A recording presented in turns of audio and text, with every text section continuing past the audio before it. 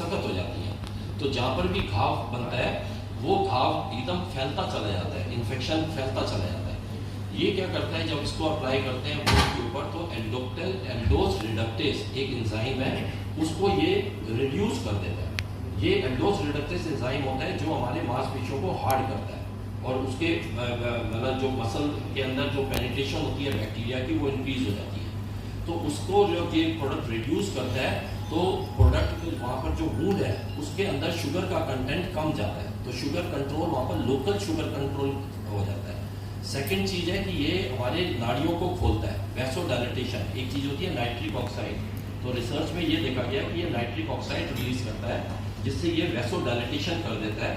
जब वैसोडाइलेटेशन का मतलब हमारी आर्टरीज खुल जाती है, डायलेट हो जाती है, तो और ज़्यादा ब्लड वहाँ पर जाएगा। कोई भी घाव है तो उसको हील करने के लिए ब्लड चाहिए होता है। मैंने अभी बताया कि आर्थरोस्क्लेरोसिस हो जाती है, हमारी नाड़ियाँ सख्त हो जाती हैं, तो जब वो डायलेट हो जाती हैं, ज़्यादा ब्लड वहाँ पर जाता है तो अपने आप वुंड हील अप करता है। तो ये दो मैकेनिज्म है इसके जो इसके अंदर, और ऐसा मैकेनिज्म दूसरे प्रोडक्ट में नहीं देखा गया। सर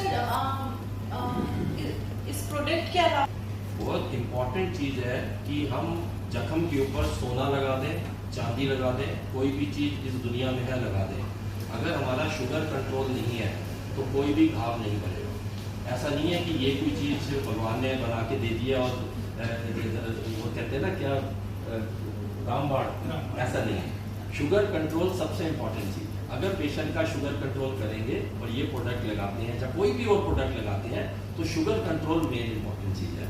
उसके साथ हमको खून पतला करने की दवाई देनी पड़ती है, कोलेस्ट्रॉल को कम करना पड़ता है, पेशेंट का प्रोटीन लेवल देखना है क्योंकि घाव को बढ़ने के लिए प्रोटीन चाहिए होते हैं, ये चीज़ें जरूरी देखनी होती हैं। फिर वो घाव ऑफलोडिंग एक चीज़ होती है, प्रॉपर ड्रेसिंग होती है, शुगर कंट्रोल है, ये बहुत सारी चीज़ें हैं जो किसी घाव को हील अप करने के लिए, चाहे ये प्रोडक्ट हो या XYZ दूसरे हाइड्रोजेल्स हो, सबके साथ हमको ये फॉलो करना पड़ेगा।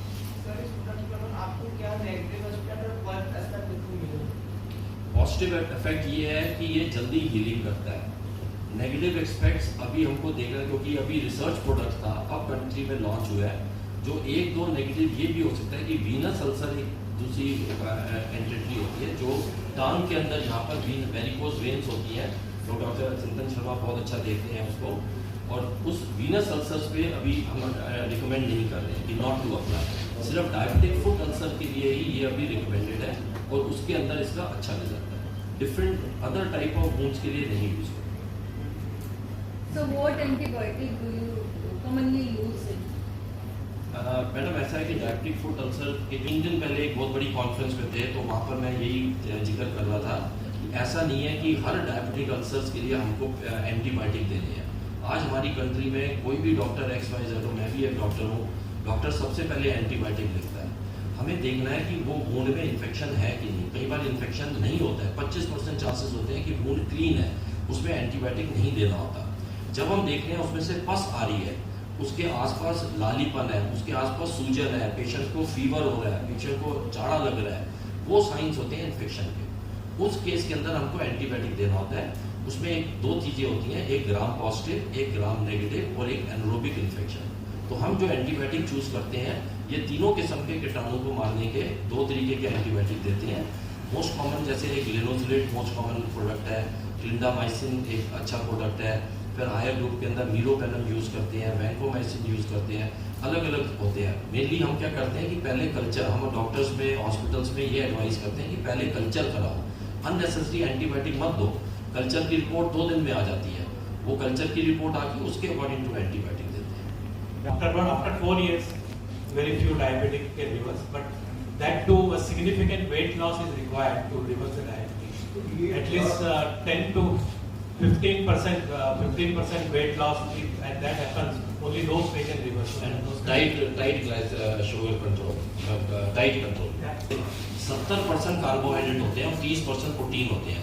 बाहर की कंट्रीज में 70% प्रोटीन होते हैं, 30% कार्बोहाइड्रेट होते हैं। तो आप डायबिटिक पेशेंट को कार्बोहाइड्रेट कम करने होते हैं।